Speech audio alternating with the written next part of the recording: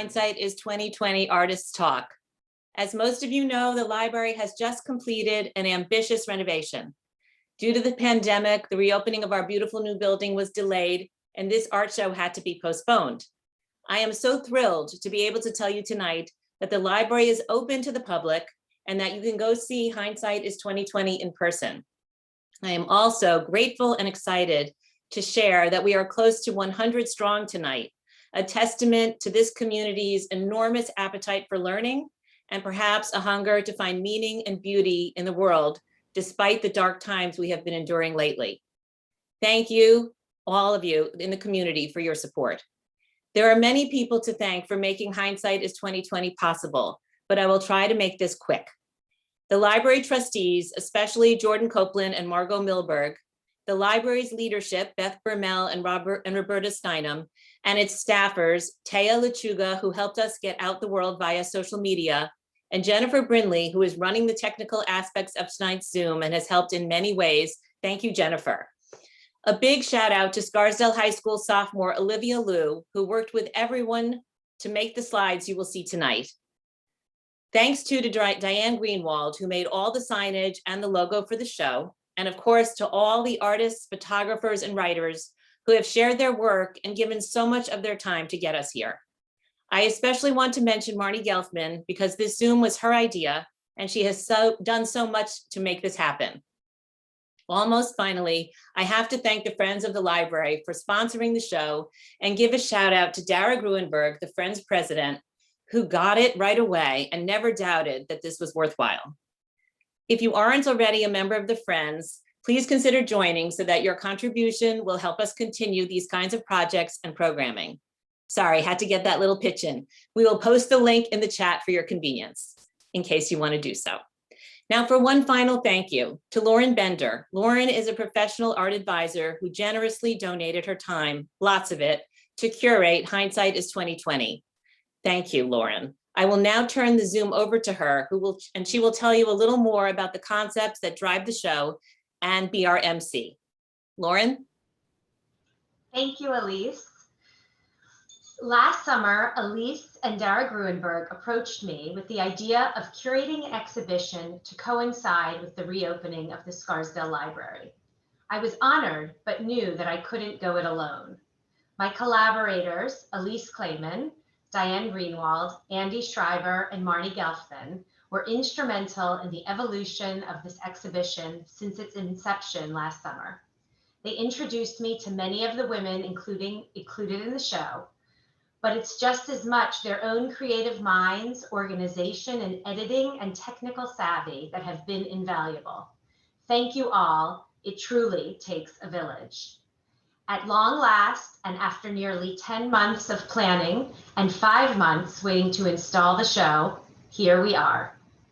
Now, if hindsight really is 2020, how will we as individuals, as families, and as a community reflect upon this unprecedented time? What is to be learned from the global pandemic in our midst? And when future generations look back on 2020, what will they find?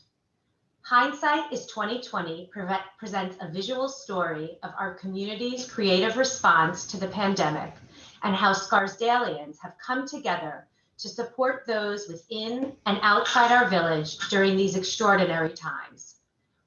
Featuring the work of local artists and contributors, the exhibition includes paintings, works on paper, photography, sculpture, textiles, graphic design, poetry, and the written word.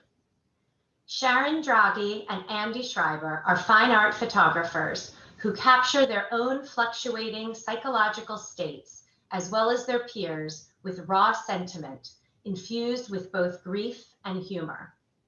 In her series of Zoom paintings and masked portraits, Marnie Gelfman conveys the anxiety of the unfamiliar circumstances of our new normal. Bonnie Emanuel's poem, December Wild, pierces enveloping darkness with glimpses of beauty and light.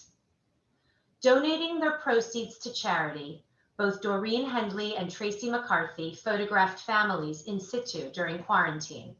The resulting porch portraits are unfettered in their sincerity and whimsy.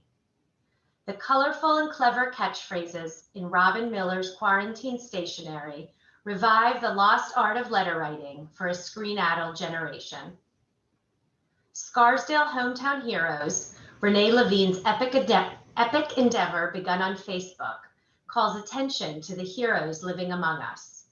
Renee illuminates the stories of local physicians, restaurant and shop proprietors, healthcare workers, and community volunteers. Conceived specifically for this exhibition are several outdoor sculptural installations by Simoni Kassaman and Tanya Singer and Sarah Dibby. Simone's 2 installations, 100 ceramic and glass poppies and 3 cast-infused glass keepers, signify the beauty, strength, and hope that endures under duress. Knit Together is a unique textile created by Tanya and Sarah and was executed in collaboration with young members of the Scarsdale community, as captured in several of Andy Schreiber's photographs. These local artists and contributors have channeled the compassion, joy, grief, and humility many have experienced in 2020. It is with hope that the year 2020, in images, words, objects, and most of all actions, serves as inspiration toward a better tomorrow. After all, what is hindsight but 2020? Following the presentations, we will have a Q&A. Please feel free to put your questions into the chat feature as we go along or at the conclusion of the talk. And now I'd like to introduce you to our first artist, Andy Schreiber. Thank you, Lauren. Hi, everybody. I'm Andy Schreiber. I'm a documentary and fine art photographer. On January 1st, 2020, I began a project to actively seek out photographs on a daily basis. I hadn't worked on a personal project in a while, and I knew it would be a good exercise for me to get back into having an everyday practice of visually responding to my surroundings. I titled the project 366-2020. What started out as a somewhat ordinary year, with so many personal freedoms taken for granted, became something entirely different. It was a year that most of us could not have predicted. I kept a camera at the ready, and although I photographed most days throughout the year, I'd occasionally skip a day or two. And to be honest, as the year dragged on, I found it difficult to remain focused on the project with the world in such a state of turmoil. These photographs represent a chronological, yet imperfect sketchbook, which carried me through the insanity of the pandemic. Despite enormous fear and anxiety, it was vital for me to continue to create and to be present. In addition to being a fine art photographer, I'm also a working photographer. That means I have clients. With a lot of pivoting, I was very fortunate to be able to document clients over the course of the pandemic. Somehow, life went on. It was such a blessing to document these celebrations within our own community. Truly, there was light in the darkness. The act of making photographs can turn the ephemeral into something eternal. These photographs became a visual diary, a record of where I had been, and more importantly, what it felt like to be there. This was my 2020. Thank you.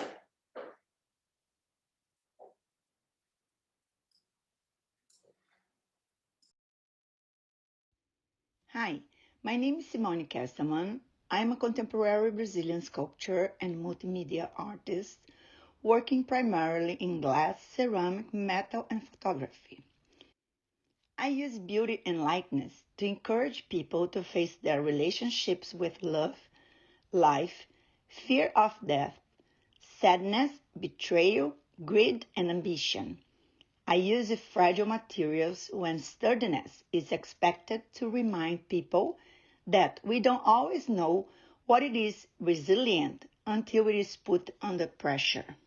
Poppy fields and all my other garden installations celebrate nature through flowers made of ceramics and fused and kiln-formed glass. Every flower is unique in its design, and some of the difference can only be observed through close examination. I like to think of people smiling at the blooming flowers in the early days of spring, when the darkness of winter has worn most of us down. To me, these flowers enhance the beauty of live flowers once those bloom. The warriors are sculptures made entirely of cast or fused and kiln-formed glass, attached to a metal or stone stand. These stained glass sculptures may not look resistant to the elements, which is exactly why they are beautiful and surprising additions to outdoor spaces. We have been reminded repeatedly in recent times that warriors are defined by resilience and strength in battle. My words are intended to inspire the same grit. Some people walk away from these sculptures feeling confident. The different warriors embody different types of strength, and together they show that individuals are strongest when they accept their vulnerability and turn it into strength. Thank you very much.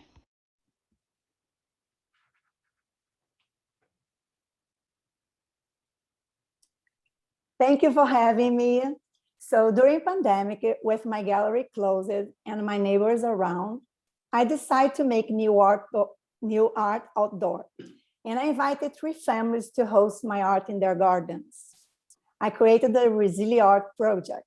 I had 17 homes and more than 100 people applied to have my work.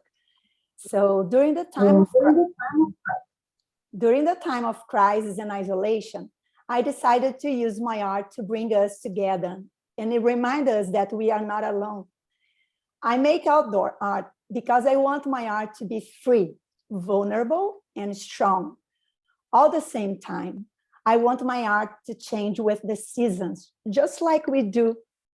Why should we make beautiful things only to have them put away from everyone's eyes? Anyone from all ages, backgrounds, abilities can experience outdoor art and feel something. It is democratic. Thank you very much, and including me at the HindSIGHT.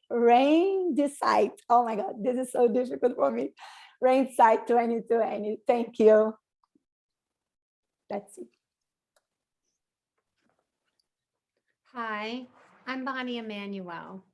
After I share a few thoughts, I'm going to be reading my poem, December Wild. Thank you to the Scarsdale Library Board of Trustees, the Friends of the Scarsdale Library, and the hardworking HindSIGHT crew. So poets, I'm reading from underneath. I have my pages taped, it's perfect. So poets are predisposed to writing about death. Not to shock you, listeners, and at the risk of sounding morbid, I assert that the moment we exit the womb, our dying begins. The moment we exit the womb, our dying begins. Same for all living things. But human beings know what's in store for us. We live to ignore. Here's a quote from the famous poet Rilke about just that. Quote, "There is death in life, and it astonishes me that we pretend to ignore this death whose unforgiving presence we experience with each change we survive, because we must learn to die slowly. We must learn to die. That is all of life," unquote. Life and death juxtaposed, or the two butting up against each other, is what brings the tension into a piece of writing. Without it, a creative work, in my opinion, will not ring true. I had a lot It's fine.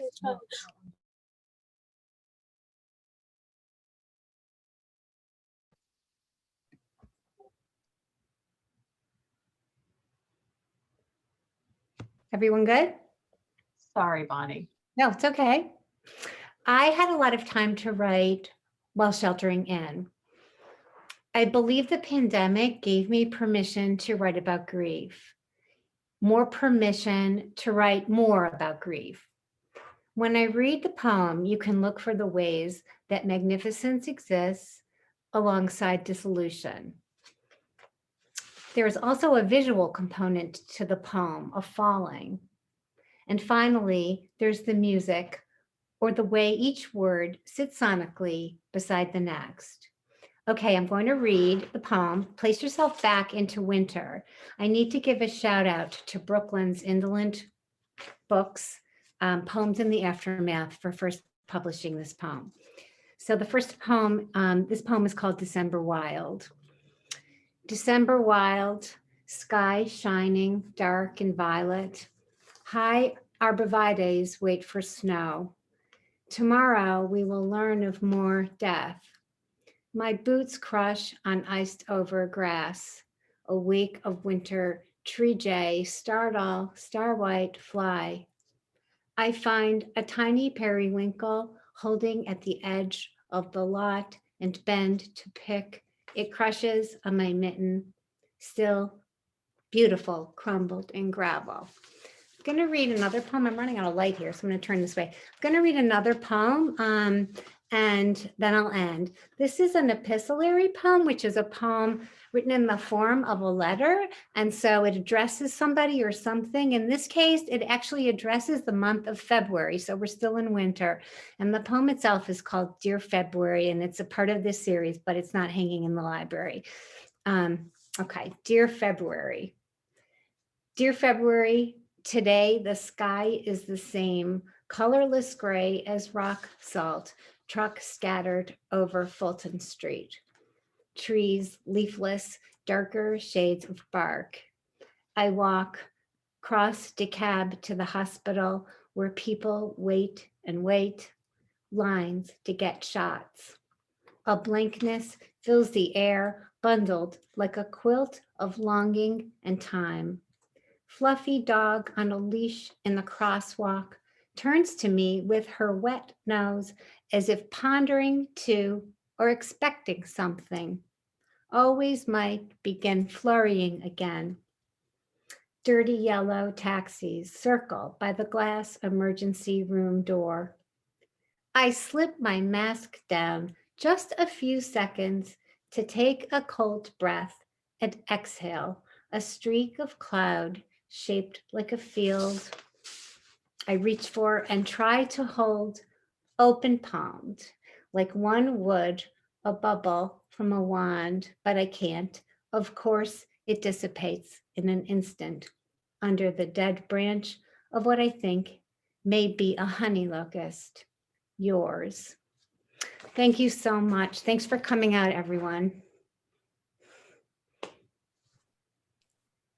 Hi, everyone. I'm Robin Miller. I'm a graphic designer specializing in stationery, logos, branding, and I've been a designer working with Shutterfly and Tiny Prints for over 15 years. We can go to the first slide. So when the pandemic hit and it was second week in March and we were all home trying to homeschool, I was trying to figure out a way to help my then third grader with his homework. And I created this daily worksheet, which helped me organize his assignments and keep him organized with a checklist. And I quickly loaded it onto my website and offered it as a free download. And I was shocked at how many people from around the country had downloaded it and had sent me thank yous, that they were so happy and it was really helping them. So it really helped me to feel like I was helping other people, and that just made me really happy. And then shortly thereafter, I did a project with Pamela Peckerman, another Scarsdale mom, and we created this Sanity Checklist in the Homeschool Mom Hustle. The Sanity Checklist is a checklist for moms or parents who are home who are spending all of their time helping their kids and really not helping themselves at all. And this is just a simple checklist of little things just to help you feel like you're doing something for yourself, whether it's taking a walk, calling a friend, keeping up with your water intake, having lunch. And the Homeschool Hustle was to come up with a daily schedule where you know your kids are on a Zoom for a certain period of time, and then that's the time when you can do something for yourself. So that was just a helpful three worksheets that I did at the very beginning of the pandemic. And then I created some stationery that I thought would just be fun to have bright and cheery note cards for people to send in the mail, since we were all longing for our friends and our family. And so I created these COVID-themed postcards and fold-over cards. And as I mentioned, I am a designer for Tiny Prints and Shutterfly. So the way the designing works is I had just finished creating my 2020 holiday collection in February, right before.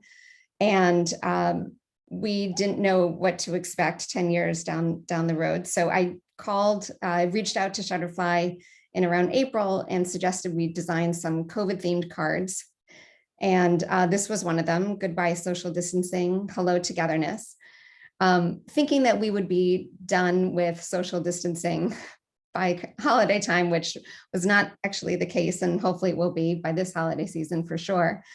And there's one more card behind here. So this one, Finding the Silver Linings, that one was very relatable, as the sentiment is really one of the most important things with the holiday card, second to the photo.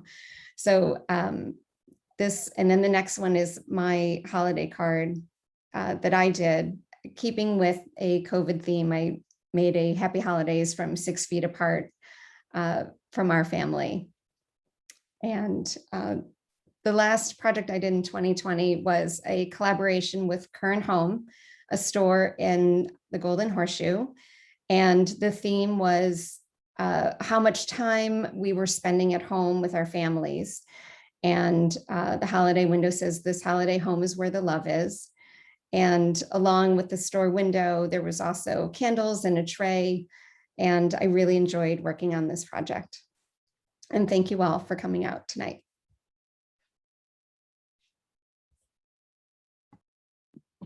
Hi, I'm Marnie Gelfman. I'm an artist and an art educator, and I grew up in Scarsdale, as did my husband, Peter, and we moved back over 20 years ago to raise our children here.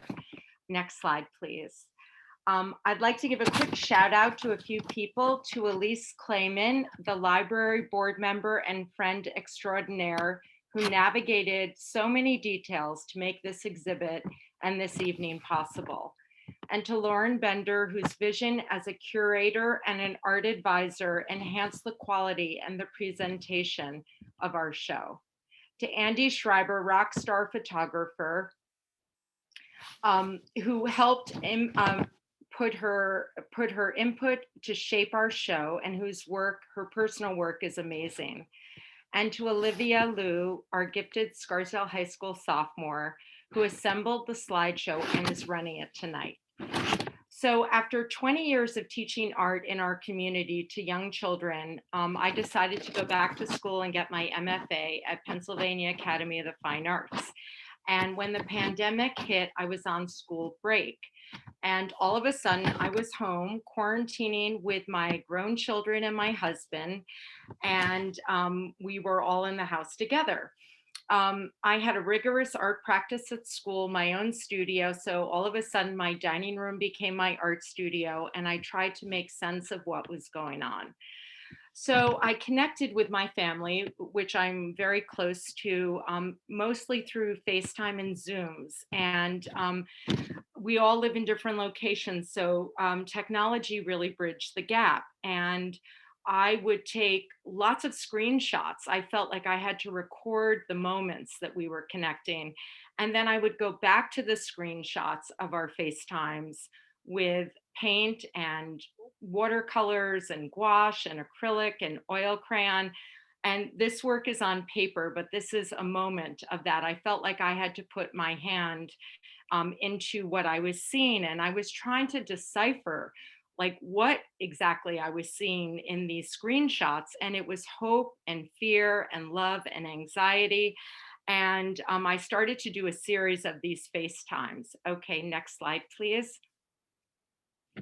The next one is with gouache and with watercolor. So it was the same cast of characters, my sisters, my parents, my nieces and nephews. And I just started to, like, as you all know on FaceTime, like the images kind of come into focus and out of focus, and you've got all these squares going all over the place.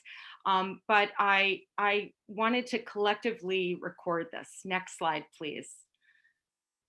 So the work started to become a little more abstract, and I started to kind of morph it and change it. And many of these FaceTime images ended up in my senior thesis at school.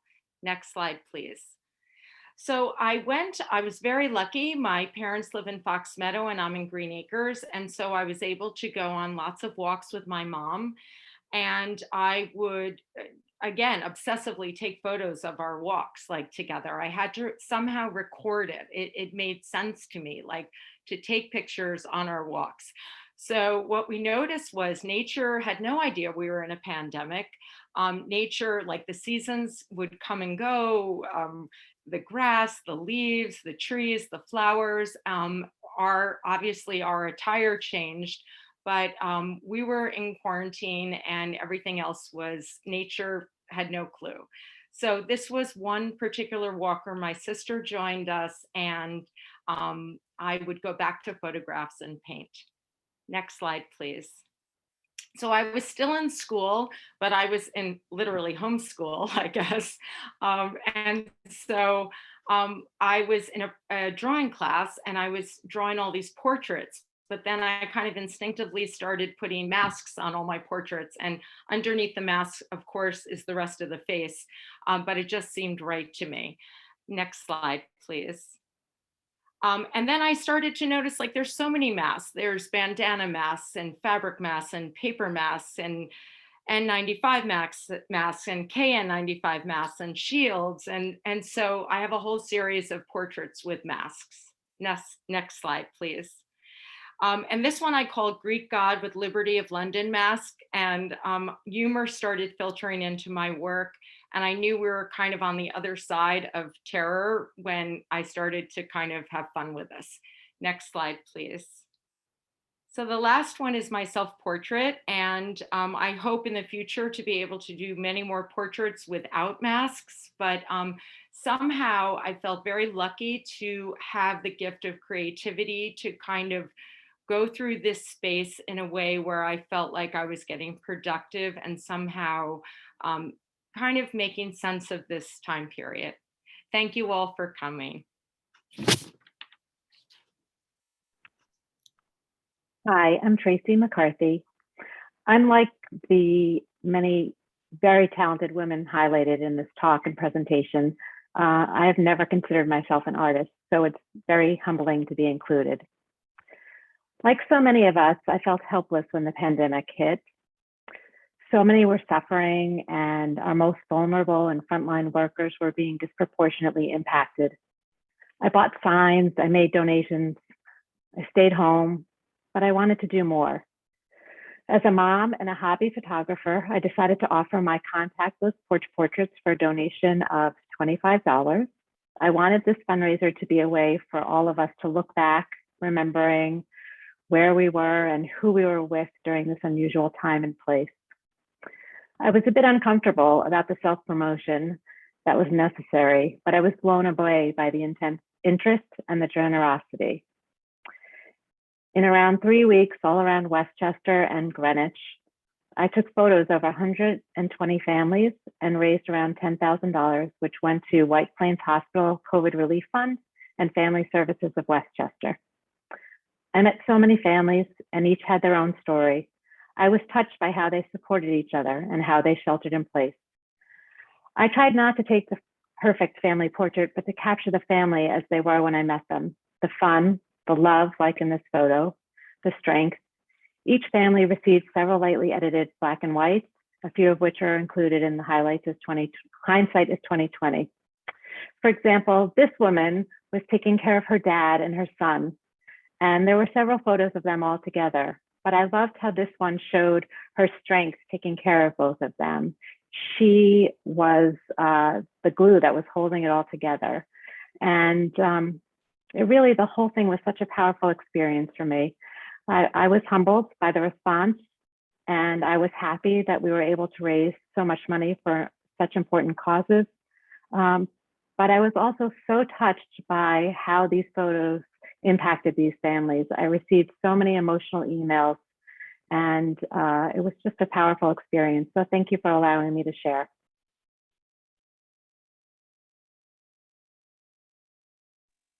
Hi, my name is Tanya Singer, and Sarah Divvy and I will be sharing our Knit Together contribution.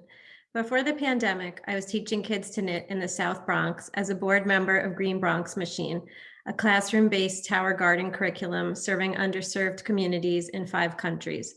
That community was hit hard by food insecurity and comorbidities, which led to great loss of life, and most of the children in the South Bronx are still not back to school. When I stopped teaching them, I was asked to teach some kids to knit here in Scarsdale and was delighted to do so. I was fortunate to teach 60 children and teens to knit through the pandemic. I saw children fall in love with fiber arts, which provided me with a sense of emotional immunity through the trials of the pandemic. When I was asked if I could create something for the library to capture fiber arts, I had to think hard about it and was fortunate to reach out to my friend Sarah Divvy, who I met at Vogue Knitting Live, which is sort of a mecca for knitters. And Sarah and I worked together to create this concept of a knitstallation that features dozens of pom-poms made by and with our students, creating a local obsession with the craft. If we could go back a slide, we'll just show you the kids in their element making all sorts of pom-poms. And we held multiple pom-pom making parties. It's now become part of lessons that kids love to do it. But we held these events as fundraisers and actually raised $500 to support Green Bronx Machine and to feed the community in the South Bronx through the pandemic. We're really excited to say that you can see more of the pom-poms indoors and of course outdoors at the Apart Together exhibition at Arts Westchester near the city center in White Plains. And Sarah, I will throw to you. Hi, I'm Sarah Divvy. Using just common acrylic yarn, I crocheted about 150 streamers that were about 5 to 7 feet long. And along with the pom-poms, we tied them all together and then attached them to this absolutely perfect branch on this absolutely beautiful tree on the front lawn of the library back at Thanksgiving time. We wanted to give families a safe outdoor place to go, a surprise pop of color against that dreary winter background, just as they're out driving, as they're out walking, lots of joggers in that neighborhood, just give them a little surprise. And Knit Together, it's a tactile, interactive knitstallation designed for a community to come and experience it in person. It's affected both by the environment and the viewer. When you touch it, when you pull on it, when you run through it, it moves and reacts. It breathes and it dances in the wind. As you can see, it also tangles in the wind. Since installation 5 months ago, we've been in an ongoing battle with our beloved tree, which we call the Whomping Willow. It has been trying to eat our yarn. Every few weeks, Tanya and I revisit our artwork to untangle the streamers and the palms. It's surprisingly easy task, but it does involve lots of jumping around and patience to free each and every one. And with watching our work change with the seasons and the viewers, it's really been a delight. We've seen kids playing tag in it, running through the yarn, families sitting underneath it to read stories, posing for pictures, kids braiding the streamers. This past year has made it clear that accessibility to art for all is very important, and I've worked to put my artwork in places where it's unconstrained by people's resources or hours. In addition to the library, I've also hung my knitting in front of the hospitals, on fences, in parks, where our community can experience bursts of color to hopefully add some joy into their everyday routine and inspire people to share their own artwork and to carve out their own little space. You can see more photos and videos of this piece on our Instagram accounts, but we really hope that you'll come and see it in person on the Scarsdale lawn. Thank you. Hi, everyone. Thanks for coming tonight.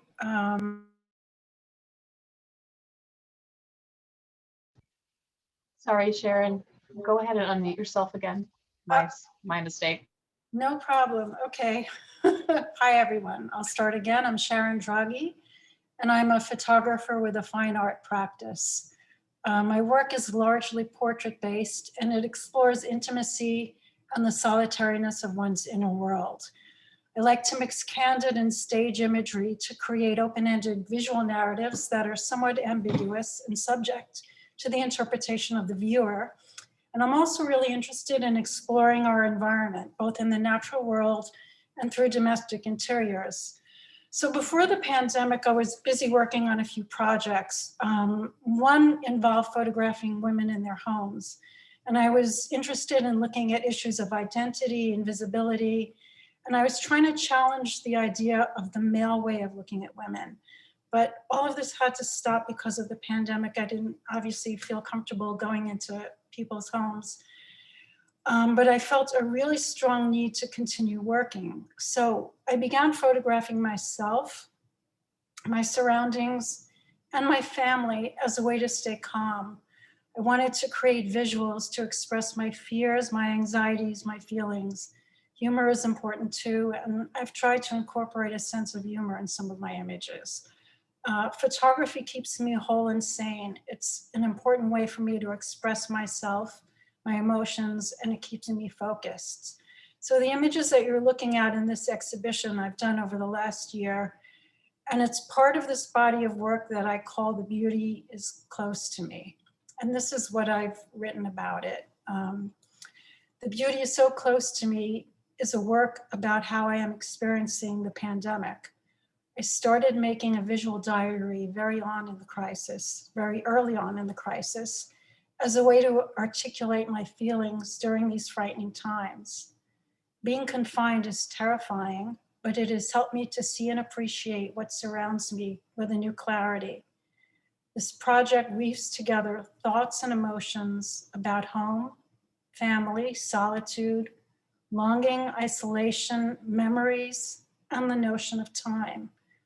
I want to revel in the beauty around me and show my gratitude for everything that I have. I want to create something in the midst of all of this chaos. Thank you. Hi, I'm Renee Levine. Thank you for giving me the opportunity to share my Scarsdale Hometown Heroes initiative with you today. This series celebrates so many of the essential workers throughout Scarsdale who selflessly supported the community in meaningful ways throughout the COVID-19 pandemic. I'm sure, like many of you, quarantine was a time for me to reflect on how thankful I was for all of the people delivering food to my garage, delivering my mail, picking up the unusual amounts of garbage each week, taking care of the sick, and stocking the shelves with everything from Clorox wipes to hand sanitizer to toilet paper. I oftentimes heard members of our community say how much they appreciated the essential workers, and that got me thinking, who are these people? What are their names? Why didn't they choose to stay home away from danger? What has the pandemic been like for them? I really wanted to get to know them and harness their stories in a way that would help bring the community closer together at a time when we all felt so isolated. I also wanted to highlight the goodness in those surrounding us and provide some much needed hope. The profiles are housed within the Scarsdale Hometown Heroes Facebook group, which over time has grown to over 430 members. My project is a little different than some of the others you've seen here tonight in that rather than being visual, it focuses on the stories of those I interviewed and conjures up emotions through the written word. I'm not a writer, I'm a marketer, but for me, writing has always been therapeutic. I started with one profile of a nurse and then started to receive nominations from people in the community, and one thing led to another. To date, close to 60 profiles have been created, ranging from doctors and nurses to EMTs, volunteer firefighters, small business owners, delivery people, home care workers, grocery store workers, teachers, and more. Many of them are likely your friends or neighbors or small business owners that you know. For example, there was Dr. Michael Frankenthaler, Chief of Palliative Medicine for New York City Hospital. Dr. Frankenthaler turned a rehab floor into a palliative care ICU in order to allow the families in one at a time to see their dying relatives. There was Mike Salerno, a Scarsdale sanitation man for the last 32 years. Mike often missed lunch breaks in order to handle all of our garbage as it multiplied tenfold due to everyone staying home. There was Julian Van, a UPS and Instacart driver who prides himself on delivering food for people in the community, especially those who are not able to leave their homes. On this particular day, Having completed his UPS shift the night before, Julian went straight to delivering Instacart orders throughout the morning, not stopping to sleep. This was actually at my house, and he was smiling the whole time. He was lovely. There was Morris Mayer, owner of local business Plaza Park Interiors. Morris quickly transformed his drapery and upholstery business into mask making central and helped make and deliver over 10,000 masks to healthcare and essential workers in our surrounding area. There was Maureen Stewart, a caretaker who stayed locked in an apartment in the Scarsdale Village with the older woman she was caring for 4 straight months during the height of the pandemic.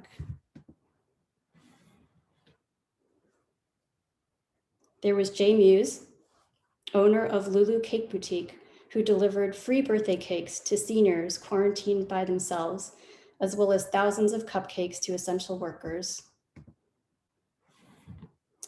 There was Denise Del Balzo, 7th grade English teacher at Scarsdale Middle School. She changed her whole way of teaching and adopted a multitude of creative methods in order to engage her students on Zoom. And there's so many more.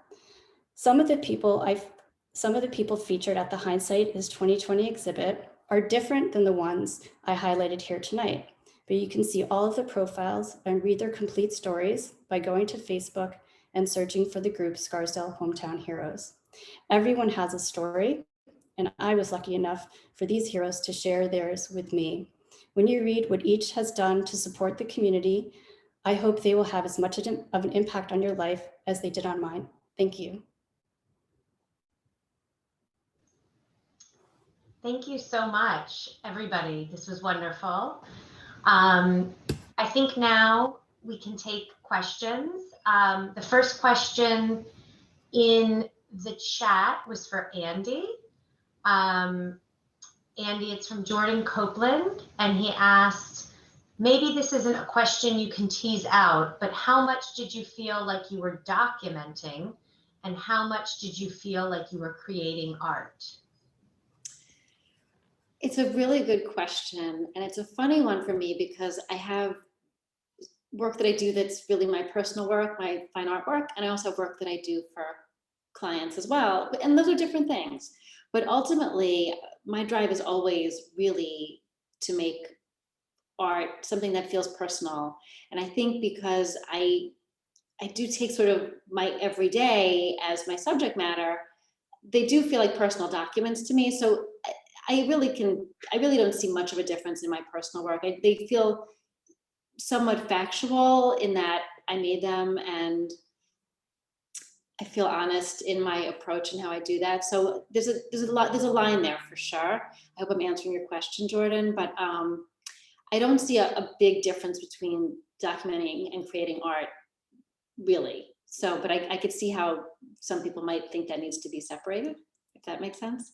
Did I answer your question? Is Jordan out there? If Jordan's here, I think you can unmute yourself. I'm not sure. Okay. Yep, you did. Thanks, Andy. I'm here. The next question was directed to Marnie from Mary Blum. She asked, Marnie, did you date your series to identify the evolution of your work? Of course I did not date my series. Mary knows me. No, I didn't, but I do have all the photographs that are dated. So I can go back to the photos and have an idea of it. And also you can tell with the months, like you can tell through the photos. But in my head, I know when I went back into things, and I tend to work in series. So many of my groupings are, not just one-offs. It's like a bunch of walks or a bunch of family FaceTimes. Hope that answers. Great. She also asked for everybody, what next? So I don't know if you want to jump in, any of you, if anybody has anything, thinking about what comes next, what comes for the second half of 2021, hopefully post-pandemic. Feel free to unmute yourself. I just meant as follow up to your work. I mean, all of your work, every one of you, it's phenomenal. It's inspiring. It's really a tower to the strength. And now that, as Marnie mentioned, it's going on the other side, how are you going to express that? Are you going to connect back to the work from the pandemic going forward, creating a string together? Or I'm just interested in how, as a creative, you follow that up. Can I jump in, Lauren? Okay, I'm going back to the Bronx. I'm super excited on the Saturday, making pom-poms. So the poms have new life.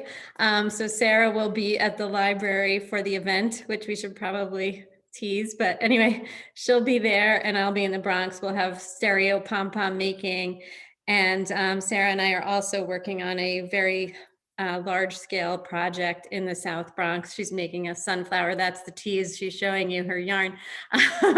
So it's just all about like, you know, knit together is actually a knitting term. It's a stitch, knit two together. And it is, and for us, it is so much a community building. Like the knitting community is so much a part of knitting and making things with fiber. And we're just so excited as the world opens to broaden what we're doing, and we'll see what happens with the tree as far as our own backyard. We are in a constant battle against nature, and we hope to be back at the library, and we'll extend the life of Knit Together for as long as we can. It is not easy, but we're thrilled to be there. Great. There was another question directed to Sharon. Was there a moment when, hold on, I just lost it. Was there a moment when you realized your improvisational photography during the pandemic was adding up to something real and valuable? Also, can we hear about how it was therapeutic, if it was in fact therapeutic for you? Yeah, you know, I started out and it was really just instinctual. I mean, I remember the first image that I took, which isn't in this exhibition, but it was really early on. I think it was in March, and it was when things were like all of a sudden locked down. And I was sitting in my living room kind of freaking out. And I looked at my stairway, and it has these wrought iron bars. And all of a sudden I thought, it's like a prison. And I got behind the bars and I like took a picture like that. And the beginning, it was really just kind of this way for me to kind of work out my fears. And then as I started doing it more, I just was flooded with ideas. And then I realized, I don't know, you know, a couple of weeks in that I was kind of onto something, and just continued making work, and then started looking at everything and thinking, yeah, this is actually could be a body of work. But in terms of it being therapeutic, it's just because you know, there wasn't, our activities were limited, and this was just a way for me to creatively express what I was feeling. And I kind of felt like after I made the visual, it just made me feel a little more connected to everything. And one of your pieces is in a show at the ICP in Manhattan, right? Mm-hmm. Yeah, do you want to tell us about that? Yeah, well, I went to ICP, and I graduated from the one-year full-time program there, and there's a new curator who came on this year, and he was looking for, initially they were COVID-related imagery, you know, and then it turned into also imagery about George Floyd and the protests. And he put together a show at ICP with all of these images, and I was really happy to be part of that. Great. We have a question for Bonnie. As vaccinations take hold here and spring arrives, does the notion of death recede some in your work? I'm sorry, does the notion of death what? Recede. So that's interesting. So I think maybe it fades into the background a little bit, but it's always there. It's, you know, it exists all around around us, and it exists all the time. And I have a poem that I wrote about summer, trying to look forward. And, you know, it's about remains. It's about kind of what, you know, what's left here for us. And yeah, it's a hard question to answer. I guess I can kind of see what happens. I'll let you know. Okay, great.